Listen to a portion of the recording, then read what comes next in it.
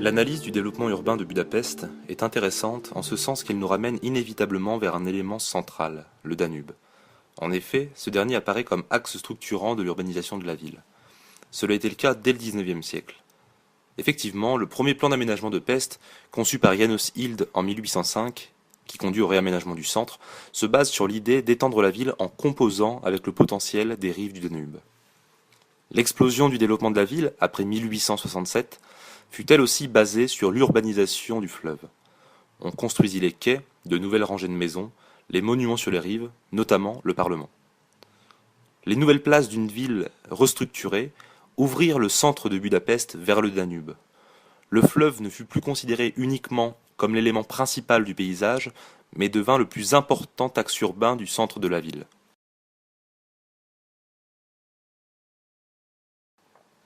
L'importance du Danube est également visible actuellement lorsque l'on s'intéresse aux projets urbains devant s'implanter dans les 12 arrondissements qui jouxtent le fleuve. Les rives de ce dernier constituent en effet un enjeu de développement important quand on sait qu'elles accueillent près de 1000 hectares en friche libérés de l'activité industrielle à partir des années 80. Notre périmètre d'étude se limite aux arrondissements centraux de Budapest.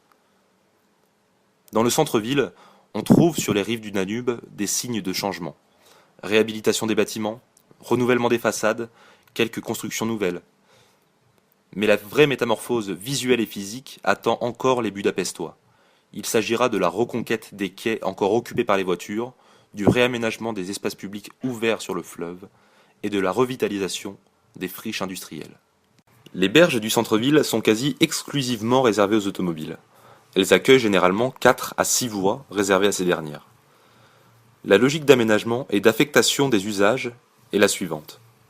Une portion des quais hauts est très souvent aménagée pour les cyclistes et piétons, l'autre étant réservé à l'automobile. Dans certains lieux du centre-ville, l'espace dévolu au mode actif supplante celui réservé à la voiture.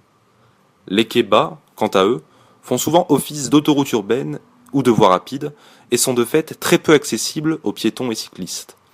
Une grande distance sépare donc les usagers des berges. Dans certaines situations extrêmes, les quais hauts peuvent être quasi exclusivement réservés à la voiture, servant à la fois d'espace de stationnement et de passage. Les piétons ont ainsi seulement les trottoirs pour déambuler. C'est le cas par exemple devant l'Université de technologie et d'économie, dans le premier arrondissement de Budapest. Cette situation n'est toutefois pas monolithique. En effet, quelques portions des berges ont pu être aménagées afin d'être accessibles et appropriées par les usagers piétons et cyclistes. Premier cas, le square autour du Théâtre National, réaménagé pour l'exposition universelle de 1996. Ici, la part belle a été faite à l'aménagement d'espaces verts, de mailles piétons et de lieux récréatifs.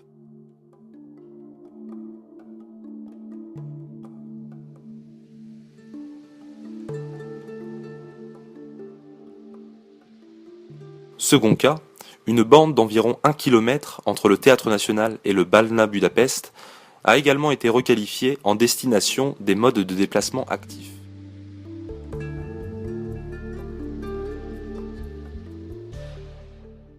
Certains projets immobiliers, selon leur localisation, ont également veillé à reconquérir les rives du Danube sur une portion bien définie. C'est le cas de Prestige City, projet immobilier caractérisé entre autres par une conquête d'une partie des rives du Danube par l'aménagement d'un vaste espace vert accessible à tous. Cette perspective d'aménagement diffère toutefois des deux autres citées précédemment, puisqu'elle s'inscrit dans une logique plus globale de création de nouveaux quartiers. L'accessibilité des berges constitue alors un argument marketing supplémentaire. Si ce premier état des lieux révèle une appropriation des quais bas quasi exclusive par la voiture, nous allons maintenant voir que la présence d'îles et la création d'espaces publics ouverts sur le fleuve permettent, à défaut d'appliquer une politique coûteuse de piétonisation des berges, de lier la ville de Budapest et son fleuve. Ni véritablement à Buda, ni véritablement à Pest, et pourtant dans le 13e arrondissement, l'île Marguerite s'étend sur 2,5 km de long au milieu du Danube. Reliée aux rives de la ville au nord par le pont Arpad et au sud par le pont Margit, l'île est recouverte par des espaces verts et est considérée comme le poumon de Budapest par ses habitants. Elle est le lieu des activités récréatives. Exclusivement réservée au mode de déplacement actif, Les voitures ne peuvent en effet accéder par le pont Arpad qu'à son extrémité nord et aux deux grands hôtels. L'île Marguerite s'impose comme un espace public ouvert sur le Danube, incontournable.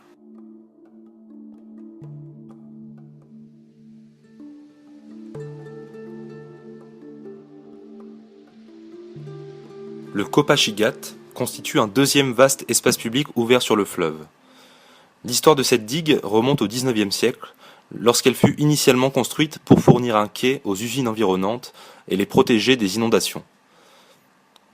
L'aménagement du parc, qui s'étend sur 10 hectares, a quant à lui débuté en 2003 et a atteint sa forme actuelle en 2008. En 2012, un nouvel arrêt de ferry a été construit juste avant l'entrée du parc afin d'en faciliter l'accès.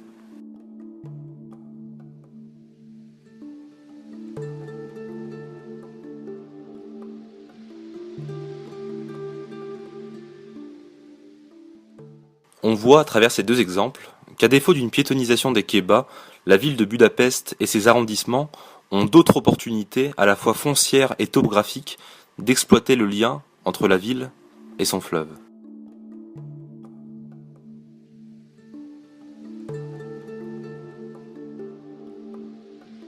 Il nous semble intéressant de conclure cette vidéo en envisageant le futur des sites à réaménager en bord de Danube à Budapest. Celui-ci peut être imaginé à travers 3 scénarios. Premier scénario, Budapest se transforme en une ville linéaire, longue de 25 km avec une importante urbanisation de ses rives. Les politiques urbaines se structurent autour du Danube.